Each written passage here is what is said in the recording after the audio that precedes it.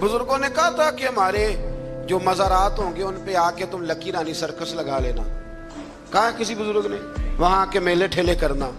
बल्कि हमारे एक बड़े मोहतमिर आलिम है, उन्होंने एक बात सुनाई, वो मेरे दिल में बैठ गई। कहने लगे कि एक बहुत बड़े आलिम थे, तो उनका शागिर्द किसी आस्थाने पे मुरीद था। तो वो जब जाने लगा ना उर्स पे हाजिरी देने के लिए, तो वो उस्ताद साहब कहने लगे, बेटे वहाँ गैर शरई हरकतें होती हैं, तुमने क्या जाना है बुजुर्गों के दरबार पे, तुम रह नहीं दो, ना जाओ। बच्चे ने जिद की कि नहीं, मेरे अब्बा जी का भी पीर खाना है, मेरे दादाजी का भी तो मैंने जाना है। तो उस्ताद साहब ने ना एक रुका लिख के दिया, फरमाने लगे, बेटे जब वहां पहुंचो ना बुजुर्गों की कब्र पे रख देना, पढ़ना नहीं, और वापस आना तो उठा के लाना। उन्होंने जवाब क्या दिया। वो नौजवान कहता है कि मैं ना वो रुका लेके गया, अभी मैं रास्ते में ही था कि एक बाबा जी ना बड़े नौरानी चेहरे वाले दरख्त के नीचे बैठे हुए थे।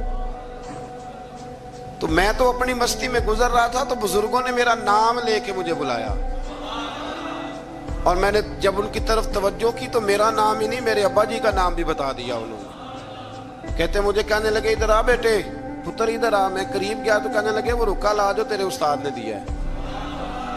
कहते मैं रोब इतना तारी हुआ कि मैं बोल ही कोई ना सका, रुका मैंने बाबा जी को दे दिया। कहने लगे, पुत्र उर्स पे जा, फारग होके ना वापस जाना, तो रुका मुझसे ले जाना।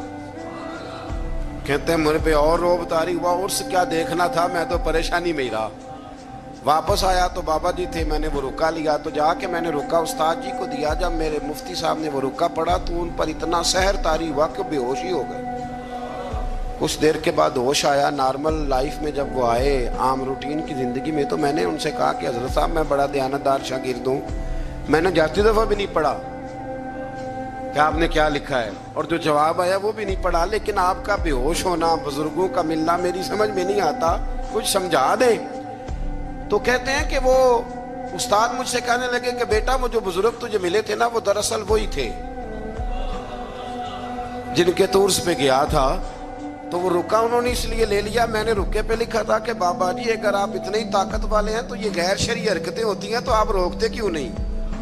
मैंने रुके पे लिखा था। तो कहते बाबा जी ने जवाब दिया है कि गैर शरई हरकतें होती हैं तो हम तो निकल के साइड पे बैठ जाते हैं। इसलिए तो लोग कहते हैं दरबार पे गए थे तो जो दुआ मांगी है वो कबूल नहीं हुई। बाबा तो वहां था ही नहीं, वो तो साइड पे हो गया, वो तो थे ही नहीं, वो तो निकल आए कि तुम हमें तंग करते हो लिहाजा हम जा रहे हैं। फरमाया बुजुर्ग तो मजार छोड़ के चले जाते हैं इसलिए कि वो अल्लाह के रसूल की शरीयत के पूरे।